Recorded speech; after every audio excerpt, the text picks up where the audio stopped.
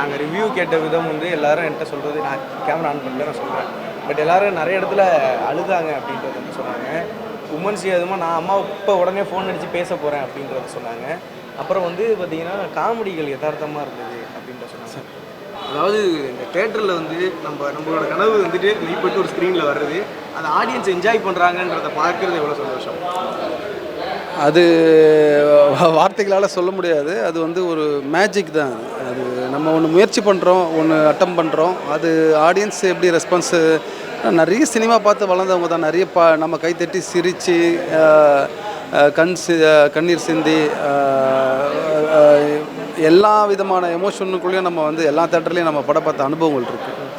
அது நம்ம ஒன்று பண்ணி அது நடக்கும்போது அதை பார்க்கும்போது ரொம்ப சந்தோஷமாக இருக்குது. ஆடியன்ஸ் வந்துட்டு இப்போ இருக்கிற ஸ்டேஜஸில் அந்த பல்ஸை பிடிச்சி அவங்க கண்ணிலேருந்து கண்ணீர் வர வைக்கிறதே மிகப்பெரிய ஒரு விஷயம். ஏன்னா அந்த ஸ்டோரி வைஸ். பட் ஆனால் நிறைய பேர் சொன்னது வந்து என்னென்னா, நான் பார்த்து அதை எமோஷனலாகி அழுதுட்டேன், எங்கள் அம்மாட்ட நான் வந்து ஃபோன் அடித்து பேசணுன்றது தோணுச்சு. ஸோ அந்த வார்த்தைகள்லாம் கேட்குறப்போ எப்படி இருக்குது நீங்கள்? இல்லை, நான் உண்மையாக அந்த படத்தோட நோக்கமே நான் என்ன நினச்சேன் அப்படின்னா, இந்த படம் பார்க்கக்கூடிய ஆண்களோ பெண்களோ யார் எந்த மக்களாக இருக்கட்டும், அவங்க படம் முடிச்சுட்டு வெளியே போனதுக்கப்புறமா ஒரே ஒரு ஃபோன் கால் பண்ணி அம்மா கிட்ட சாப்பிட்டியாம்மா, நல்லா இருக்கியாம்மான்னு ஒரு வார்த்தை கேட்பாங்க. அது இந்த படம் பண்ண வைக்கும்னு நினச்சேன். அது கண்டிப்பாக. அண்ட் வந்து பார்த்தீங்கன்னா காமெடி வந்து யதார்த்தமாக இருக்குது. காமெடி ஸ்கிரிப்ட்ஸ் வந்து நான் என் ஃப்ரெண்ட்ஸ்கிட்ட பேசுகிற ஒரு ஃபீலில் இருக்குது அப்படின்றது சொன்னாங்க. நீங்கள் அதை எப்படி பார்க்குறீங்க? இல்லை, அது இந்த கதைக்குள்ளேயே இருந்தது. அந்த கேரக்டரோட தன்மையிலே அது இருந்தது. அதை நான் கொஞ்சம் மெருகுப்படுத்தி அதை வந்து கரெக்டாக மக்களோட கனெக்ட் ஆகும் அப்படின்னு பண்ணது கனெக்ட் ஆகிருக்குன்னு நம்புகிறேன். அண்ட் வந்து கதையில் வந்து வாழ்ந்துருக்காங்க அப்படின்ற டாக்லாம் நடிச்சிருக்காங்கன்ற தண்ணி அந்த ஸ்டோரிக்குள்ளேயே நாங்கள் போயிட்டோம் அப்படின்னு. ஸோ இந்த ஹோல் ஐடியா வந்துட்டு எங்கேருந்து கேப்சர் பண்ணீங்க? இதுலேருந்து ரியல் ஸ்டோரியாக இருக்குங்களா? இல்லை, நான் பல தடவை சொல்லியிருக்கேன். இது என்னோடய குடும்பத்திலேருந்து எடுக்கப்பட்ட ஒரு கதை. இது என்னோடய சொந்த பெரியம்மா வாழ்க்கையிலேருந்து எடுக்கப்பட்ட கதை. அது நான் பக்கத்துலேயே இருந்து வாழ்ந்து பார்த்ததுனால என்னால் அந்த உண்மைத்தன்மைக்கு கொஞ்சம் ரொம்ப நெருக்கமாக என்னால் பண்ண முடிஞ்சுதுன்னு நான் நினைக்கிறேன். கண்டிப்பாக சார். நன்றி சார். சென்டிமெண்ட் இந்த படத்தில் பேசியிருப்பாங்க. First class.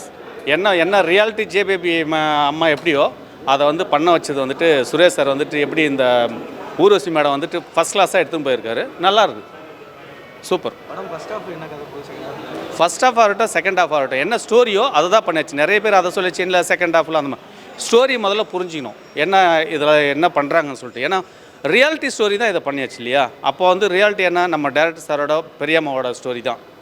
அதனால் வந்து என்ன நடந்தது, ரூட்டில் என்ன போனாங்க, எப்படிலாம் இருந்தாங்க, எங்கே இது வந்துட்டு சொன்னாக்கா இது நல்ல கருத்து வந்து மக்களுக்கு போய் நல்லா ஒழுங்காக சேரும். ஏன்னா இது வந்து ஸ்டோரி வந்துட்டு சும்மா வந்து எழுதிக்கிறது, அடிக்கிறது, உதைக்கிறது, லவ் பண்ணியாச்சு, டூ இட் பண்ணியாச்சு, அப்படி கிடையாது. இது என்ன ஸ்டோரி, இதுக்குள்ளே அம்மாவுக்காக வந்துட்டு இந்த பசங்க என்ன பண்ணியாச்சு, அப்போ அந்த பசங்க வந்துட்டு என்னென்னலாம் ஸ்ட்ரகிள் பண்ணுறேன், என்ன தப்பு பண்ணியாச்சு, என்னன்ற அந்த அம்மா என்ன பண்ணியாச்சு, அதை காட்டுறது தான் இந்த ஸ்டோரி. இதை புரிஞ்சிக்கிறதுங்க வந்து நல்லா புரிஞ்சிக்கலாம். அதுக்கேற்ற மாதிரி தெரிஞ்சுக்கணும். நம்ம அம்மாவை நம்ம வந்து எப்படி வச்சுக்கணும், அம்மான்னு மட்டும் இல்லை அப்பாவும் கூட எப்படி நம்ம வச்சுக்கணும்னு சொல்லிட்டு தெரிஞ்சுக்கணும், இவ்வளோதான்.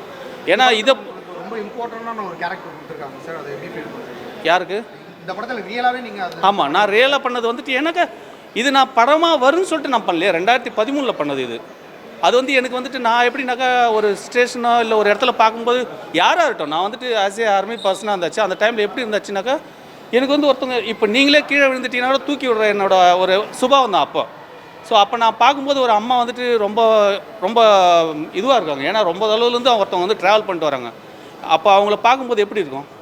அப்போ நான் போய் கேட்குறேன், தமிழில் பேசுகிறாங்க, தமிழில் நான் கேட்கும்போது அவங்க கேட்குறாங்கனாக்கா அவங்கள விடுறதுக்கு எனக்கு மனசு இல்லை. ஸோ அதுக்கப்புறம் போலீஸ் ஸ்டேஷனுக்கு போய்ட்டு அங்கேருந்து இங்கே எல்லாம் கேட்டு இந்த பசங்களை அங்கே வர வச்சு அதை வந்து நான் வந்து எனக்கு ஆனால் ரொம்ப டஃப்பாக தான் இருந்தது. ஆனால் அது எனக்கு வந்து சேலஞ்சாக பண்ணேன் நான். அது இப்போ வந்து பிக்சர் எடுப்பாங்க, இதெல்லாம் பண்ணுவாங்க, அப்போ தெரியாது எனக்கு. அதுக்கப்புறம் தான் சார் என்னை தேடிட்டு வந்தார். இங்கே எல்லாம் பேசியிருப்பாங்க, டேரக்டர் சார் தேடிட்டு வந்து என்னை பார்த்து நீங்கள் அது மாதிரி பண்ணுங்கள். சரி சார், ஓகே பண்ணுறோம் சார். ஆடியன்ஸ் ரெஸ்பான்சிபிலிட்டி புரிஞ்சிக்கணவங்க வந்து சூப்பராக பண்ணாங்க. புரியாதவனுங்க இன்னும் நல்லா பண்ணாங்க. ஆக்சுவலி புரிஞ்சிக்கணவங்க வந்துட்டு என்ன ஸ்டோரி புரிஞ்சிக்கணும் நல்லா பண்ணாங்க. புரியாதவங்க லைட்டாக தெரிஞ்சுக்கணவங்க வந்து கொஞ்சம் மாறன் சார்லாம் கொஞ்சம் நல்லா சூப்பராக பண்ணியிருந்தோம். அதில் வந்து நல்லா கிளாப்பிங் பண்ணாங்க. கொஞ்சம் பேர் எனக்கு கூட நல்லா கை கொடுத்தாங்க, சார் நல்லா எப்படி ரியாலிட்டியாக நீங்கள் பண்ணியிருக்கீங்க, நல்லா இருந்ததுன்னு சொன்னாங்க. நல்லா பரவாயில்ல, நான் ஆடியன்ஸ்லாம் நான் பார்த்துட்டு தான் வந்தேன் உள்ள, நல்லா சூப்பராக இருந்துச்சு. உண்மை சம்பவத்தை திரையில் பார்க்கும்போது எமோஷனலாக நீங்கள் எப்படி? ஆமாம், உண்மை சம்பவத்தில் வந்து நான் அவ்வளோ அழுவலை.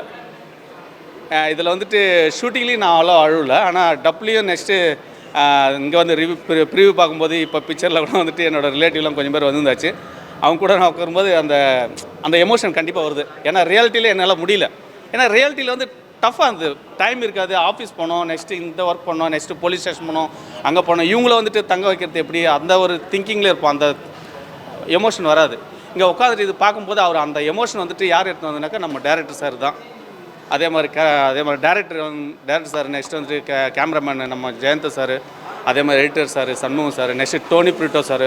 ஃபஸ்ட் கிளாஸாக அந்த எமோஷன் கொடுக்குறது யார், அந்த மாதிரி ஒரு ஏரியா வச்சு அந்த மாதிரி கொடுக்கும்போது தான் அதனுடைய எமோஷன் வரும். இந்த ரியாலிட்டியாக பண்ணும்போது அந்த எமோஷன் வராது. ஏன்னா நெக்ஸ்ட் என்ன பண்ணணும் அந்த ஒரு ஸ்பீடு இருக்கும்ல, அதனால் அந்த டைமில் தெரியாது.